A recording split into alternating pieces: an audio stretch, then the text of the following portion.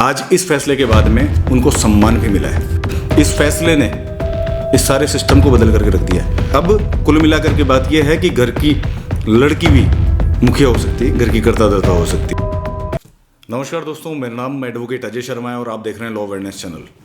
दोस्तों, दिल्ली के एक कारोबारी, एक व्यवसायी फैमिली, हिंदू जॉइंट फैमिली, उनको एक मामले की वजह से सेशन कोर्ट जाना पड़ा और सेशन कोर्ट से जो फैसला आया उसके बाद में उस फैसले को चैलेंज किया गया ऑनरेबल दिल्ली हाई कोर्ट के अंदर।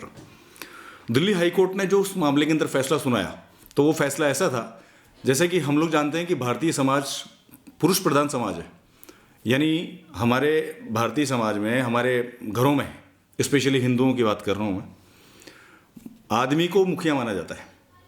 यानी घर में आदमी है तो वो मुखिया है, उसके बाद में उसका बेटा जो होगा वो मुखिया होगा, यानी कर्ता धर्ता वही होगा, डिसीजन लेने का काम वही करेगा। तो एक इसी तरह का मैटर जो सेशन कोर्ट में गया, उसके बाद में जो दिल्ली हाई कोर्ट गया, उसके संबंध में जो फैसला आया है वो फैसला आज मैं आपको बताने जा रहा हूँ। ये ऐसा फैसला है जिसने भारतीय पुरुष प्रधानता पर करारा प्रहार किया है और पुरुषों की सत्ता को इसने हिला करके रख दिया है। तो चलिए दोस्तों, शुरू करते हैं आज का ये वीडियो।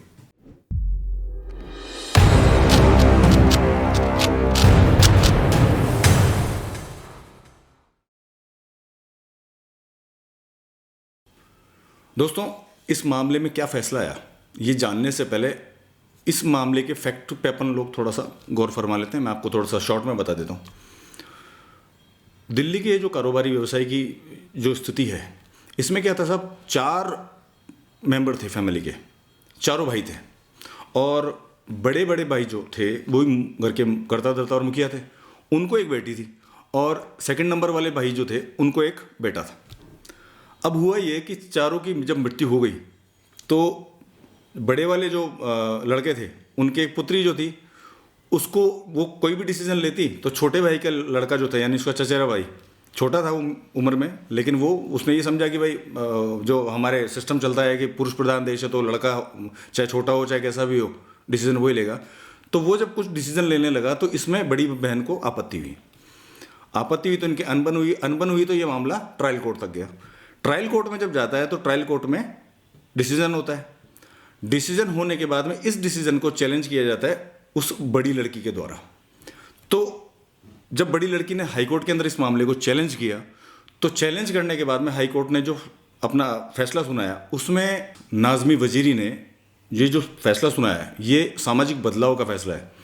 क्योंकि जहाँ पर एक हमारे जो एक्ट बना, हिंदू सक्सेशन एक्ट 2005, उसके अंदर धारा 6 जोड़ करके बेटियों को बराबर का हक तो दिलाया कि संपत्ति में बराबर का हक तो है, लेकिन फिर भी इनको मुखिया या कर्ता धर्ता नहीं माना गया।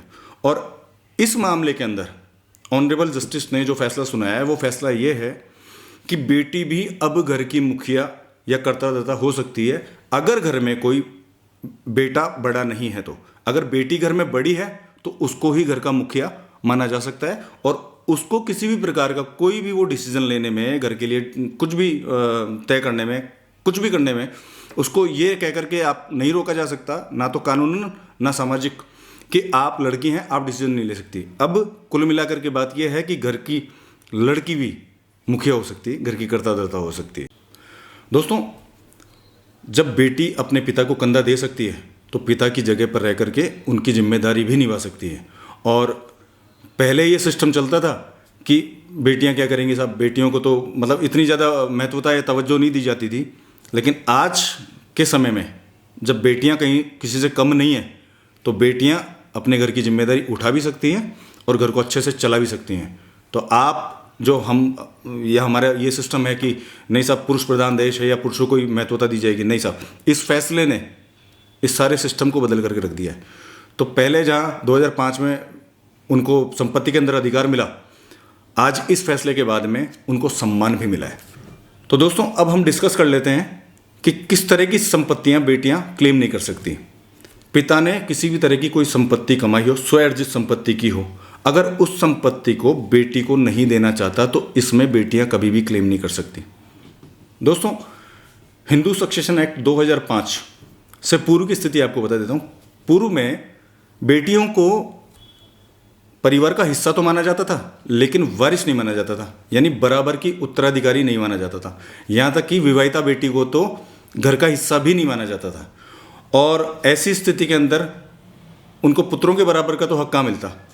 लेकिन जब 2005 में धारा 6 जोड़ करके उसमें संशोधन करके जो ये फैसला दिया गया कि बेटियों को बराबर का हक मिलेगा बेटों के, उसके बाद में उनको हक तो मिला, लेकिन जो सम्मान मिला वो इसी जजमेंट के साथ में मिला। तो दोस्तों, ये मेरे लिए तो बहुत अच्छा है। मैं तो इस तरह के फैसले का स्वागत करता हूँ, क्योंकि मेरे लिए तो सब बराबर ही है। तो ऑनरेबल हाई कोर्ट के इस फैसले से जहाँ बेटियों को सम्मान मिला है, अधिकार मिला है, तो ऐसे में आप लोगों की क्या राय है, कमेंट बॉक्स में अपनी राय को लिख करके बताएं। तो दोस्तों, अगर ये फैसला आपको अच्छा लगा हो तो इस वीडियो को लाइक करें। अगर आप इस तरह के कंटेंट रेगुलर चाहते हैं तो चैनल को सब्सक्राइब कर लें, और लोगों में जागरूकता देने के लिए, अवेयरनेस देने के लिए इस वीडियो को शेयर भी कर दें। और अगर आप हमसे किसी भी प्रकार का कोई डिस्कशन करना चाहते हैं, राय मशवरा लेना चाहते हैं, तो डिस्क्रिप्शन बॉक्स के अंदर इस वीडियो के हमारा नंबर भी है, आप उसको पे कॉल करके संपर्क कर सकते हैं। और अपनी प्रॉब्लम, किसी भी तरह की प्रॉब्लम कमेंट बॉक्स में लिख करके आप हमसे पूछ भी सकते हैं। तो मैं रेगुलर मैसेजेस पढ़ता हूँ, और जो लगेगा कि हाँ वैलिड सवाल है या लॉजिकल सवाल है या कोई भी ऐसी चीज़ है, तो हम लोग या मेरी टीम उसका रिप्लाई आपको ज़रूर देंगे। तो चलिए दोस्तों, मिलते हैं फिर किसी वीडियो में, फिर किसी नए टॉपिक के साथ। तब तक के लिए जय हिंद, जय भारत।